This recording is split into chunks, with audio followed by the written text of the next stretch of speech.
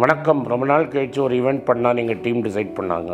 எங்கே ஈவெண்ட் பண்ணலான்னு டிசைட் பண்ணும்போது ஓமானுக்கு போய் ரொம்ப வருஷம் ஆகுது, ஓமானுக்கு போகலான்னு டிசைட் பண்ணாங்க.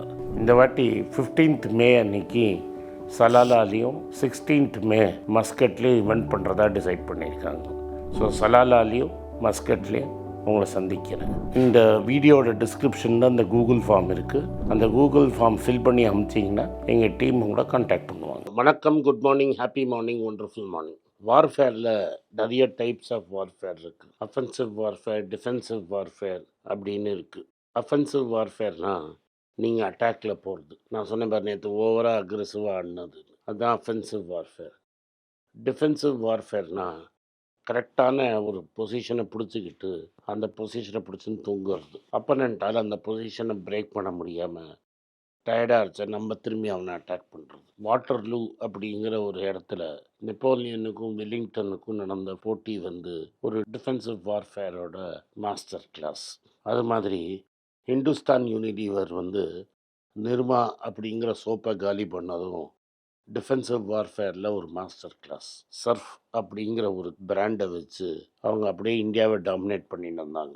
அந்த காலத்தில் நிர்மா வாஷிங் பவுடர் அப்படின்னு ஒன்றை கொண்டு இவனை போட்டு அடித்து கொளுத்திட்டான். நிர்மா சர்ஃபை காலி பண்ணிடும் அப்படிங்கும்போது இவங்க வீல் அப்படின்னு ஒரு ப்ராடக்டை இறக்கி விட்டாங்க. கடைசியில் இப்போ நிர்மா பிராண்ட் எல்லாருக்கும் தெரிஞ்சாலும் நிர்மா சோப்புங்கிறது ரொம்ப பெருசாக இல்லை. அது ஒரு வெரி சக்ஸஸ்ஃபுல் டிஃபென்சிவ் மேனியர். இப்போ நீங்கள் கோக்கும் பெப்சியும் கேம்பாவும் அது மாதிரி தான் காலி பண்ணுவாங்க. இது ஒரு டிஃபென்சிவ் மேனியரோட ஸ்பெஷாலிட்டி. அஃபென்சிவ் மேன் பவர்னால் என்னென்னா, இப்போ கூகுள் ஜிமெயிலை வச்சு மைக்ரோசாஃப்டோட ஹாட்மெயிலை காலி பண்ணிட்டான். மைக்ரோசாஃப்ட் சபீர் பாட்டியாவோட ஹாட்மெயிலை வாங்கி டாமினன்ட் பொசிஷன் இருந்தாங்க. நிறைய பேர் hotmail.com யூஸ் பண்ணிட்டு இருந்தாங்க. இல்லாட்டா ரீடிஃப்.மெயிலை இந்தியாவில் யூஸ் பண்ணிட்டு இருந்தாங்க. அதுக்கப்புறம் ஜிமெயில் அடித்ததில் இன்றைக்கி ஜிமெயில் தான் மோஸ்ட் பாப்புலர் ஃபார்ம். இதுதான் அஃபென்சிவ் ஃபார்ம். அதே மாதிரி தான் அவங்க ஜிபேயில் வச்சு செஞ்சாங்க. வாட்ஸ்அப் பே கூட வாட்ஸ்அப் பே இன்றைக்கி நெக்லிஜிபிள் பொசிஷனில் இருக்குது. ஃபோன்பேயும் ஜிபேயும் தான் டாமினேட் பண்ணுறாங்க இந்த மார்க்கெட்டை. எதுக்கு நான் அதை சொல்ல வரேன்னா, டிஃப்ரெண்ட் டைப்ஸ் இருக்குது. நீங்கள் பிஸ்னஸோ வாழ்க்கையோ நடத்துகிறச்ச எந்த ஸ்ட்ராட்டஜியை யூஸ் பண்ணுறீங்க அப்படிங்கிறது ரொம்ப இம்பார்ட்டண்ட்டு. அஃபென்சிவ் அண்ட் டிஃபென்சிவ் ஸ்ட்ராட்டஜின்னு இப்போ 2 எக்ஸ்பிளைன் பண்ணேன் உங்களுக்கு வித் ரிலேட்டிவ் எக்ஸாம்பிள்ஸ். பட் இன்றைக்கி நான் பேச போகிறது அஃபென்சிவ் ஸ்ட்ராட்டஜியாக பெட்டரா, டிஃபென்சிவ் ஸ்ட்ராட்டஜி பெட்டரான்னு பேசுறதுக்காக நான் வரல. இன்றைக்கி ஒரு 3வது ஸ்ட்ராட்டஜியை பற்றி நான் சொல்லணும்னு நினச்சேன். இந்த 3வது ஸ்ட்ராட்டஜி சத்ரபதி சிவாஜி டெவலப் பண்ண ஸ்ட்ராட்டஜி இந்தியாவில். இந்த ஸ்ட்ராட்டஜி பேர் கொரில்லா வார்ஃபேர்னு பேர். அதாவது என்கிட்ட பெரிய ஃபோர்ஸ் எல்லாம் ஒன்றும் கிடையாது. என்கிட்ட இருக்கிற ரிசோர்ஸஸ் ரொம்ப சின்ன ரிசோர்ஸஸ். நான் ஒரு சின்ன ஆள். நான் முகல் மாதிரி ஒரு பெரிய ஆர்மியை காலி பண்ணணும்னு நினைக்கிறேன். ஸோ நான் என்ன பண்ணுவேன்னா, மவுண்டன்ஸ் தான் மகாராஷ்டிரா டெக்கன் பிளாட்டோ, மேலே ஹில்ஸு, வேலிஸு, மவுண்டன்ஸு சண்டை போடுவேன். சண்டை போடுறச்ச தோக்கிற இருந்தால் ஓடி போயிடுவேன். So he who fights and runs away lives to fight another day. அதாவது நான் கடைசி வரைக்கும் போராடி மாதிரி நான் சண்டை போட்டேன்னா எனக்கு வேணால் காவியத்தில் இடம் கிடைக்கும். பட் அன்றைக்கி என்னை போட்டு முடிச்சிருவாங்க. அதோட நான் கதை கந்தல். அதுக்கு பதிலாக நான் சண்டை போட்டு விட்ரா பண்ணிவிட்டு திரும்பி சண்டைக்கு வந்தேன்னா நான் பர்பச்சுவலாக இருந்துகிட்டே இருப்பேன். அப்போது என்னோடய ஆப்பனண்ட் விட்ரா பண்ணால் நான் முன்னாடி போவேன், என் ஆப்பனண்ட் முன்னாடி வந்தால் நான் பின்னாடி போவேன். இது மாதிரி ஒரு ஸ்ட்ராட்டஜியை யூஸ் பண்ணி சிவாஜியும் அவங்களோட குரூப் ஆஃப் மராட்டாஸும் at one point Mughal influence கம்ப்ளீட்டாக டிக்ளைன் ஆச்சு. கம்ப்ளீட்டாக இந்தியாவை ஆல்மோஸ்ட் டெல்லி கொஞ்சம் பின்னாடியிலேருந்து தஞ்சாவூர் வரைக்கும் பிடிச்சிட்டாங்க. தஞ்சாவூர் மராட்டா ராஜாங்களும் சிவாஜி ஃபேமிலி தான். இது ஒரு 250 வருஷம் அவங்க டாமினேட் பண்ணாங்க நம்ம ஹிஸ்ட்ரியை. இதோட பேக் போன்னு இந்த கொரில்லா வார்ஃபேர் தான். இந்த கொரில்லா வார்ஃபேருங்கிறது எப்போ ஃபைட் பண்ணணும், எப்போ திரும்பி பெல்ட் அடித்து ஓடி போயிடணுங்கிற ஸ்ட்ராட்டஜியில் பர்ஃபெக்ட்டு. இதை பண்ணி பண்ணி பண்ணி சிவாஜியை மவுண்டன் ரேட் அப்படின்னு சொல்ல வச்சிட்டான் அவுரங்கசீபை. இவனை காலி பண்ணுறேன்னு டெல்லியை விட்டு அவுரங்காபாத்தில் உட்காந்தார் அவுரங்கசீப். கடைசியில் சிவாஜி செத்து போயிட்டார், அவன் பையன் செத்து போயிட்டான், ஆனால் அவன் பேரன் வரைக்கும் இருந்து அவுரங்கசீப் சாவோட இவங்க இன்னும் ஜாஸ்தி இருந்தாங்க. அவுரங்கசீப்போட லைனேஜ் கம்ப்ளீட்டாக காலி ஆயிடுச்சே தவிர மராட்டாவோட பவரே அப்போ தான் பிக்கப் ஆச்சு. அதுக்கப்புறம் வந்தவங்க தான் பேஷ்வாஸ். இதுதான் கொரில்லா வார்ஃபேரோட பவர். நீங்கள் அவனை அடித்து இரிட்டேட் பண்ணி உச்சரித்தல் கொடுத்துட்டே இருக்கிறது. டில் த பாயிண்ட்டு அவனே சேப்போன்னு போயிடுற அளவுக்கு அவனை டார்ச்சர் பண்ணுறது. சோவியத் யூனியன் ஆப்கானிஸ்தானெல்லாம் லேண்டை முதல்ல பிடிக்கும்போது ஈஸியாக பிடிச்சிட்டாங்க. இந்த அல்கைதாவை பணம் கொடுத்து இந்த ஓசாமா பின் லேடன் மாதிரி இருக்கிறவங்களாம் மோட்டிவேட் பண்ணி ஜிஹாதுன்னு சொல்லி இதே மவுண்டன் வார்ஃபேரை யூஸ் பண்ணி தான் சோவியத் யூனியனை ஆப்கானிஸ்தானை விட்டு ஓட விரட்டினாங்க. இது ரொம்ப கிளியரான டைம் டெஸ்டட் ஸ்ட்ராட்டஜி.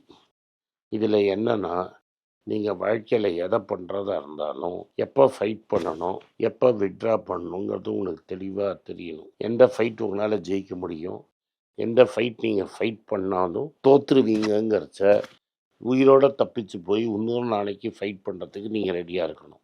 அப்படி பண்ணிங்கன்னா தான் அடுத்த ஆள் டயர்டாகி படுத்து போகிறோங்கிற அளவுக்கு அவனை விரட்ட முடியும். இந்த மராட்டாஸ்க்கும் முகல்ஸுக்கும் இந்த நடந்த போர் is one of the best examples of guerrilla warfare. இதே மாதிரி நீங்கள் பிஸ்னஸ் பண்ணுறச்ச கூட கொரில்லா அட்டாக் லான்ச் பண்ணிங்கன்னா ஒரு பெரிய பிராண்டு மேலே அதை ஃபாலோ அப் பண்ணணும். நான் சொன்னது ஹிந்துஸ்தான் யூனிலீவர் ஒரு டிஃபென்சிவ் வார்ஃபேர் ஆடினாங்கன்னு. அப்போது கொரில்லா வார்ஃபேர் மாதிரி நிர்மா கரெக்டாக ஆடினா இன்றைக்கும் நிர்மாவோட பிராண்டு இருக்கும். இன்றைக்கி தமிழ்நாட்டிலே பல சோப்பு இருக்குது, துணி துவைக்கிற சோப்பு.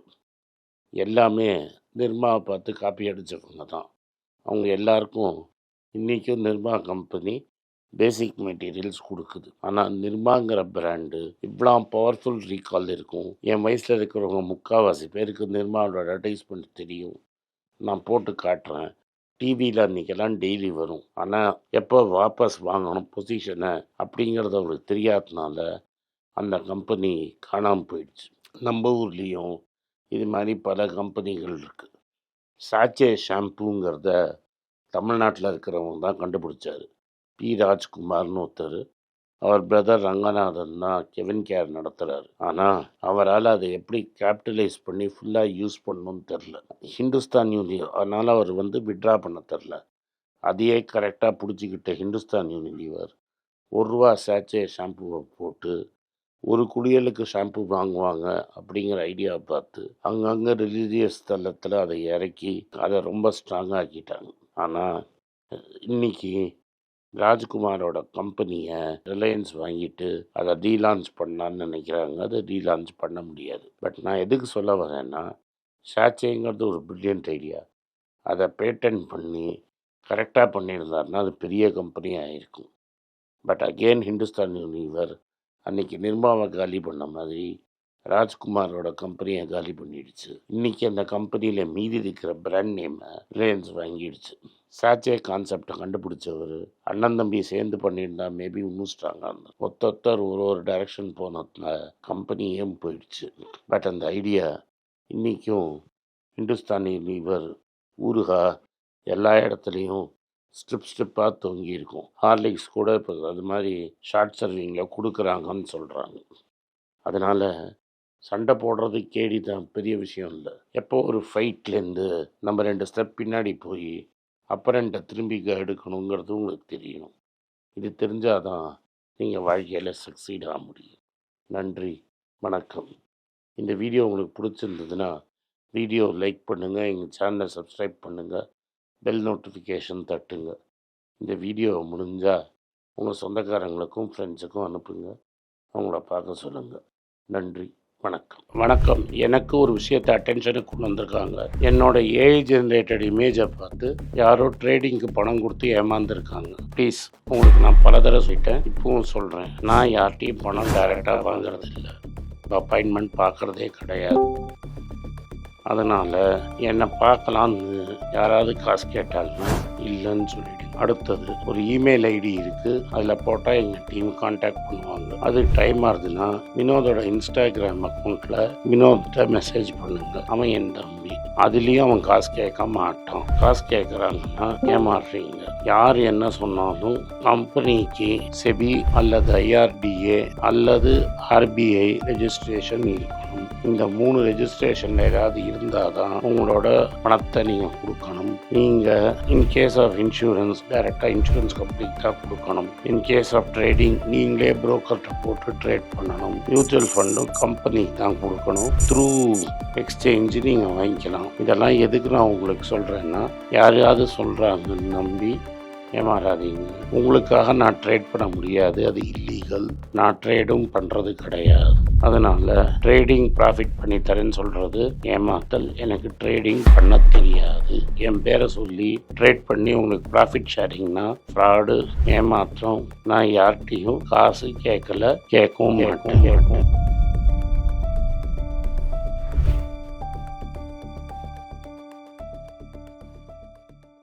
உங்கள் பேராதரவுக்கு மிக்க நன்றி. நான் டோட்டலாக 5 புஸ்தகங்கள் எழுதியிருக்கிறேன். 3 ஆங்கிலத்தில் எழுதியிருக்கிறேன். அதில் 2 தமிழாக மொழிபெயர்த்துருக்காங்க. ஸோ டோட்டலாக 5 புஸ்தகம் ஆச்சு. இந்த 5 புஸ்தகத்துக்கு ஹார்ட் காப்பி வேணும்னா நீங்கள் கீழே இருக்கிற வாட்ஸ்அப் நம்பருக்கு மெசேஜ் அனுப்பிச்சிங்கன்னா எங்கள் டீம் உங்களை கான்டாக்ட் பண்ணுவாங்க. இந்த 5 புஸ்தகங்களில் 3 புஸ்தகம் கிண்டலில் இருக்குது. அமேசானில் கிண்டலில் வாங்கணும்னு ஃபீல் பண்ணுறவங்க நேராக கிண்டலில் வாங்கிக்கலாம். தமிழ்லேயே யாராவது ஃபைனான்ஸ் நியூஸ் படிக்கணும்னு ஃபீல் பண்ணிங்கன்னா தயவுசெஞ்சு moneypage.com விசிட் பண்ணுங்கள்.